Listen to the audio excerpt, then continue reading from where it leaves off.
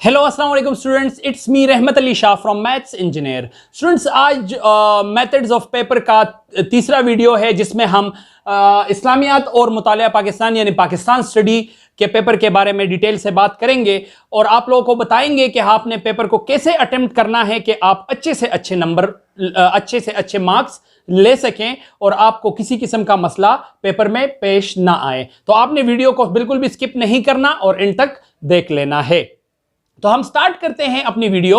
सबसे पहले हमारे जब हमें पाक स्टडी का यानी मुतालिया पाकिस्तान का पेपर मिलता है तो इसमें हमें 4 से 5 शॉर्ट क्वेश्चन करने पड़ते हैं, उसके बाद 2 से 3 लॉन्ग क्वेश्चन करने पड़ते हैं। तो सबसे पहले आप लोगों को यह बात जहन में रखनी चाहिए कि जो क्वेश्चन आपको सबसे अच्छा आता है उस क्वेश्चन को सबसे पहले करना है। इसकी खास वजह क्या है? इसकी खास वजह यह है, आपने एक मशहूर वर्ड सुने होंगे कि first impression is the last impression. इसका मतलब यह है कि एग्जामिनर आपके हर लफ्ज, हर लाइन को कभी भी चेक नहीं करता। वो पहले 2-3 क्वेश्चंस को गौर से देखता है जिससे उसको आइडिया हो जाता है कि ये जो स्टूडेंट है ये काबिल है, नालायक है, नकल किया है इसने या क्या है। तो आपको जो क्वेश्चन सबसे पहले आते हैं सबसे पहले वो आप लोगों ने अटेम्प्ट करने हैं। ये इस्लामियात की भी बात हो रही है और ये पाक स्टडी की भी बात हो रही है। दूसरी जो जरूरी बात है वो ये है कि आपने इस्लामियात और पाक स्टडी दोनों के लिए शॉर्ट क्वेश्चन में कम से कम 4 से 5 हेडिंग्स देने हैं।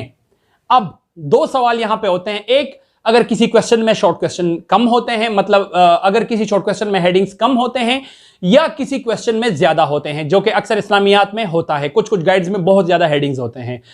आप लोगों को एक बात मैं यहां पर बता दूं कि जब भी आपको शॉर्ट क्वेश्चन में हेडिंग ज्यादा आ रहे हो जहन में, तो आपने ज्यादा में से 5 या 6 जो रेलेवेंट हेडिंग्स होते हैं, मतलब जो बहुत ही ज्यादा आपको अहम लग रहे होते हैं, उनको चूज करना है। भले उस शॉर्ट क्वेश्चन में 10 हेडिंग्स हो, आपने 10 के 10 पेपर ने नहीं उतारने, क्योंकि पेपर में टाइम मैनेजमेंट बड़ा जरूरी है, फिर आपको टाइम नहीं मिलेगा। तो आपने सबसे पहले कोशिश करनी है कि किसी भी शॉर्ट क्वेश्चन से जो आपको आ रहा हो उससे 4 से 5 हेडिंग्स आप जो आपको अच्छे आते हैं वो पिक कर लीजिए।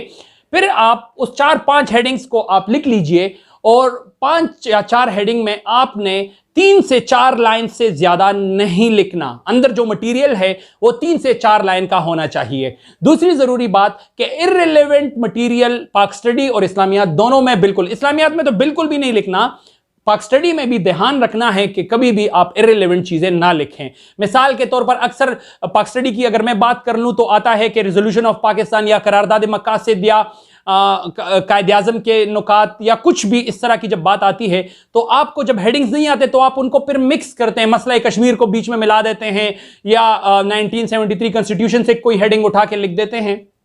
ऐसे बिल्कुल भी नहीं करना।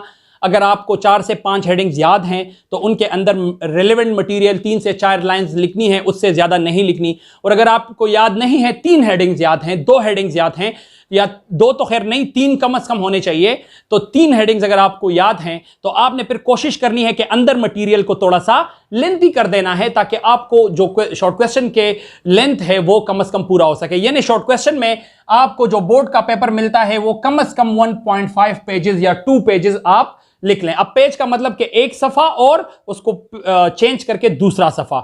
मिसाल के तौर पर ये एक सफा आपने पूरा लिख दिया, फिर इसको चेंज किया, ये दूसरा हाफ या फुल, ये कंप्लीट लिख दीजिएगा। ये पाक स्टडी की भी बात हो रही है और ये इस्लामियात की भी बात हो रही है।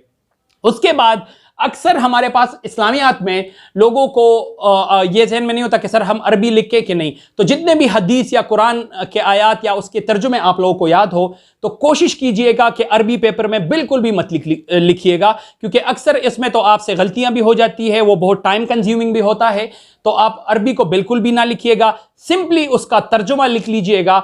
अच्छा, एक और बात, कुछ स्टूडेंट्स ऐसे होते हैं जो जिनको हदीस याद नहीं होती, वो ऐसे ही कहते हैं तर्जुमा और अपने आप से। तो इसमें आप 2 गलतियां करते हैं। एक तो एग्जामिनर को यह गुस्सा आता है कि आपने तर्जुमा गलत लिखा है, किसी गलत चीज को हदीस का तर्जुमा कह के आपने एक्सप्लेन किया है तो गुनाह भी है, और एग्जामिनर भी इसको अच्छा बिल्कुल भी नहीं मानता, जिससे आपके पेपर पे बहुत गलत इंपैक्ट पड़ता है और आपको फिर मार्क्स नहीं मिलते।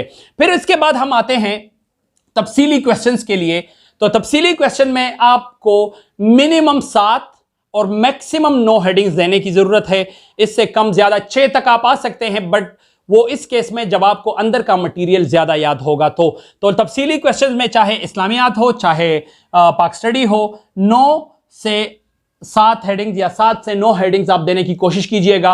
और हेडिंग्स देने के अंदर जो मटेरियल का मेथड है वो बिल्कुल मुख्तसर सवालात की तरह आपने उसको लिख लेना है।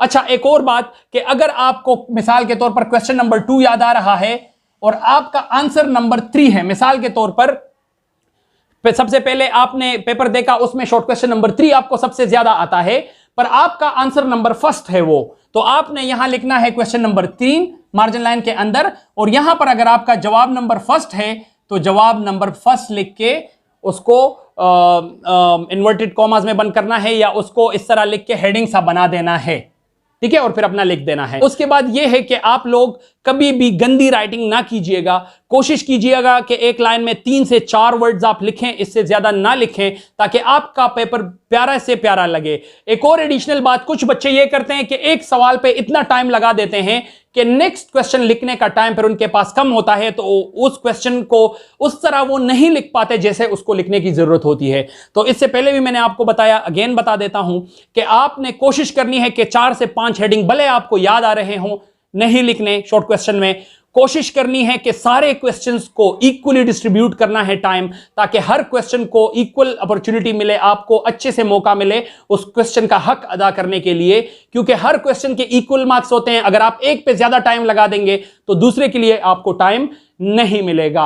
तो ये था हमारे पाकिस्तान स्टडी और इस्लामियात के बारे में कुछ इंपॉर्टेंट टिप्स। आप प्लीज इन टिप्स पर अमल कर लीजिएगा। अगर इसमें से हमसे कोई बात रह गई है तो आप प्लीज कमेंट सेक्शन में पूछ भी सकते हैं, हम उनके उस बात को दोबारा हाईलाइट करके आप लोगों के लिए मजीद अच्छी सी वीडियो बनाएंगे। ये तमाम अपडेट्स और ये तमाम वीडियोस वक्त पर पाने के लिए प्लीज हमारे चैनल को सब्सक्राइब कर लीजिए और बेल के आइकन को प्रेस करना ना भूलिएगा। Thank you so much for watching.